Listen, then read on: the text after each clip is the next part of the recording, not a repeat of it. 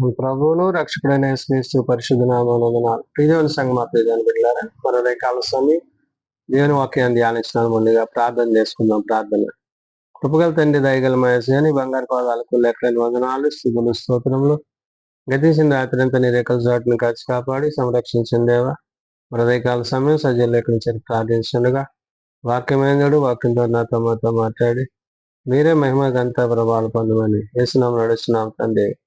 ఆమె దేవుని సంఘం ప్రియమైన బిడ్డలారా, నిర్గమక ఏర్పాటు చేయలేని వాక్యభాగం అపోస్తలుల పౌలు హెబ్రీయులకు రాసిన పత్రిక 11వ అధ్యాయము 17 నుంచి 22 వచనముల విధంగా రాయబడినవి. అపోస్తలులైన పౌలు హెబ్రీయులకు రాసిన పత్రిక 11వ అధ్యాయము 17 నుంచి 22 వచనములు ఈ విధంగా రాయబడినవి. అబ్రహాము శోధింపబడి విశ్వాసమును బట్టి ఇస్సాకును బలిగా అర్పించెను.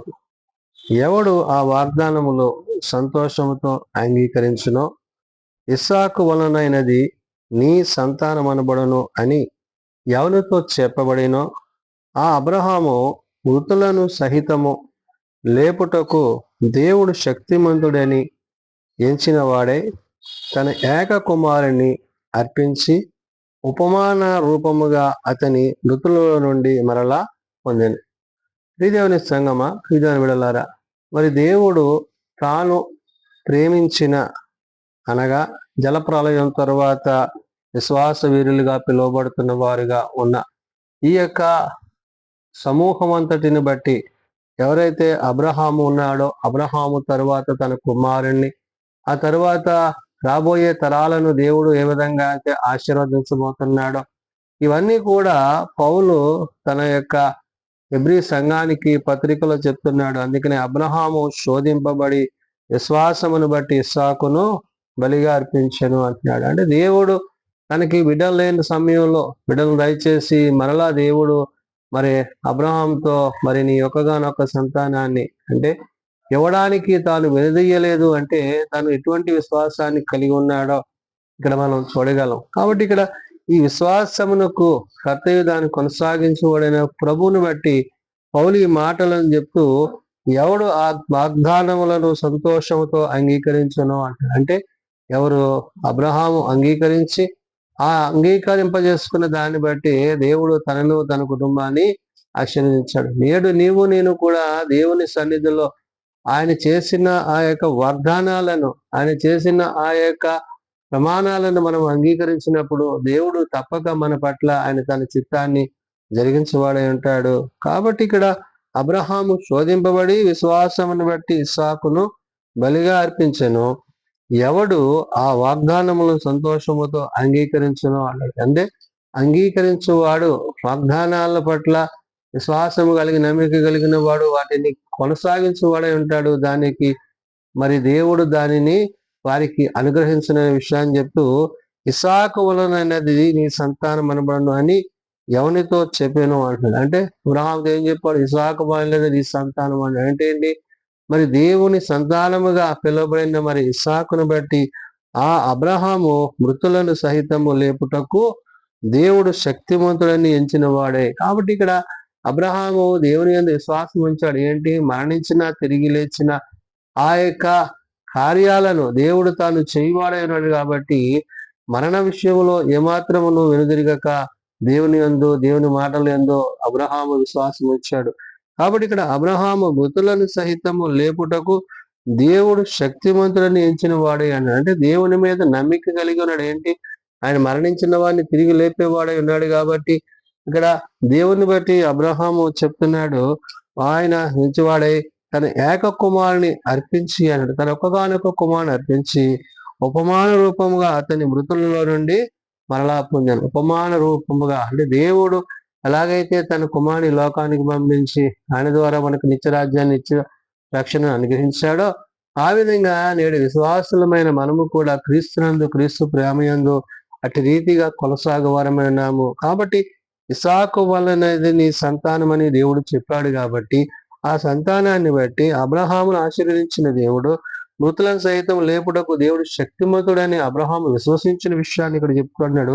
విశ్వాసముని బట్టి ఇస్సాకు జరగబో సంగతి విషయమై యాకోబు ఏశావులను ఆశీర్వదించను. అంటే ఏదైతే దేవుడు తన పట్ల చేశాడో ఆ కార్యాన్ని బట్టి మరి ఇస్సాకు ఆ తరువాత ఆ జరగబోయే ఆ యొక్క కార్యము, అంటే దేవుడు ఏదైతే వారికి వాగ్దానం చేశాడో ఆ వాగ్దానాన్ని బట్టి ఇక్కడ చెప్తున్నాడు, విశ్వాసమును బట్టి ఇస్సాకు జరగబో సంగతి విషయమై యాకోబును ఏశావును ఆశీర్వదించును. అంటే ఆ తరువాత యాకోబును ఏశావును దేవుడు ఏ విధంగా అయితే ఆశీర్వదిస్తున్నాడో, దీవిస్తున్నాడో, ఇవన్నీ కూడా అబ్రహాముకు దేవుడు తెలియజేస్తున్నాడు. అంటే దేవుడు ఏది కూడా తాను తన యొక్క విశ్వాసుల పట్ల, భక్తుల పట్ల ఆయన కనుపరచకుండా ఏది దాచలేదు. కాబట్టి సమస్తాన్ని ఆయన కనుపరిచి చూపించి వారి యందు, వారి యొక్క విశ్వాస జీవితాల యందు ఆయన తన చిత్తాన్ని జరిగించాడు. కాబట్టి ఇక్కడ విశ్వాస విషయమును బట్టి ఇస్సాకు జరగబో సంగతుల విషయమై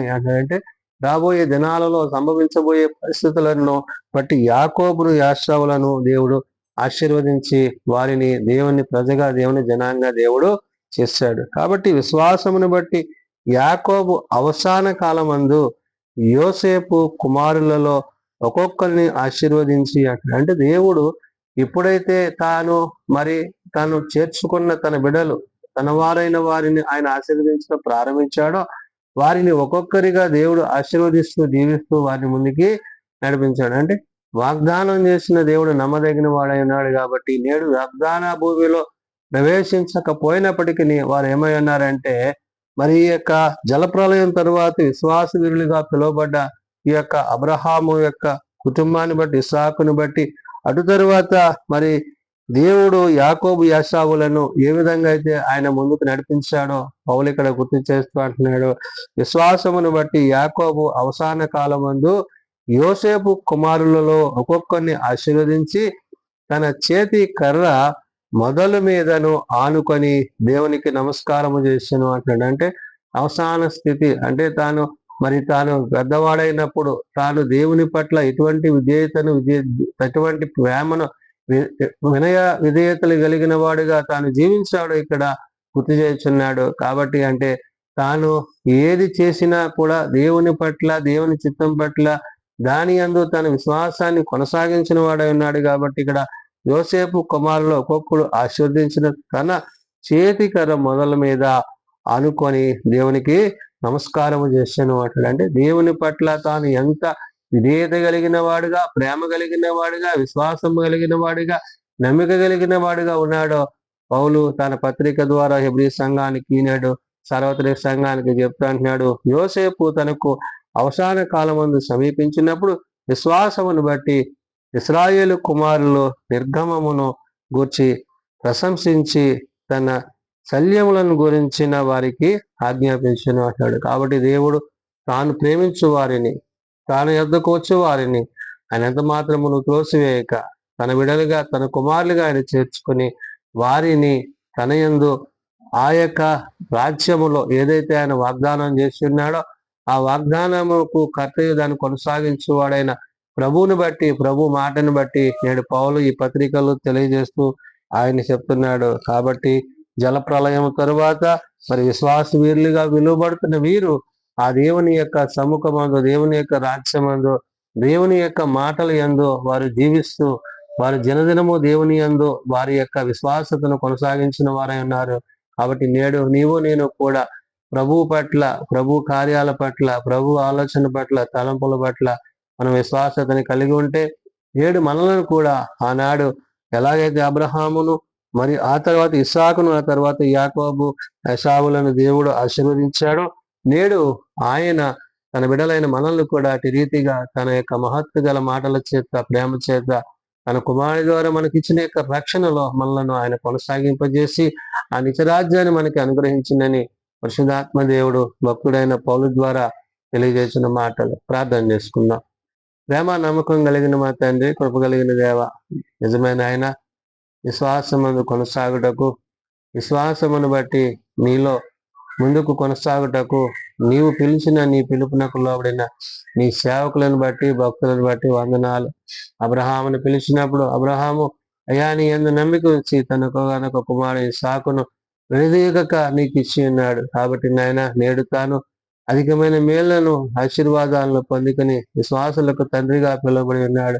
కాబట్టి నాయన నీవి నీ మాటలు ఎందు, నీ ఉపదేశంలో ఎందు, నీ ఆలోచనలు ఎందు ఎవరైతే నమ్మిక కలిగి ఉంటారో అట్టి వారిని వదిలి చేసి దీవించేవాడమైనావు. కాబట్టి నేను నీ ప్రేమ అనురాగాలు, నీ సన్నిధి తోడ్పాటు, నీ తోడు జీవన నీ విడలైన మా అందరికీ దయచేయమని ప్రార్థన చేసిన ఏ ఒక్కరు నశించక అందరూ మారు మనసు కలిగి పాపక్షమాపణ కలిగి ప్రభా నీ నిత్య రాజ్యంలో చెలగలిగిన స్థితి మాకు దయచేయండి. ప్రభా చిన్న బిడ్డలు, యవనులు, పెద్దలు, వృద్ధులు ప్రతి వాని తరగతులు చెప్పిన ఆశీర్వదించి దీవించి మీ కృప చేత నింపమని ప్రభా నువ్వు త్వరలో రానన్నావు. నేను ఎదుర్కోవడానికి కావాల్సిన సిద్ధపాటు మా అందరికీ దయచేయమని జీవం కలగని నీ మాటల చేత జీవింపజేసి కృపబడి చేత కాపాడి సంరక్షించమని ఏ సున్నతనాన్ని ప్రార్థించి వేడుకొంచున్నాం తండ్రి. ఆమేన్. పరలోక మందున మా తండ్రి, నీ నామం పరిశుద్ధపరచబడగాక, నీ రాజ్యం వచ్చుగాక, నీ చిత్తం పరలోక మందు నెరవేర్చినట్లు భూమి మీద నెరవేరుగాక. మానవుడు మాకు దయచేయం. వాళ్ళ అపరాధం చేసిన వారిని మేము క్షమించిన ప్రకారం మా ప్రార్థన క్షమించు. శోధనలో దయకాదు శోధన తప్పించము. రాజ్యము, శక్తి, మహిమ నిరంతరం నీవే తండ్రి. ఆమేన్. మన పరమ తండ్రి ప్రేమ, యేసుక్రీస్తు కృప, ఆదరణకర్త అయిన పరిశుద్ధాత్మ సహాయము సదాతోడండి సంరక్షించను గాక. ఆమేన్.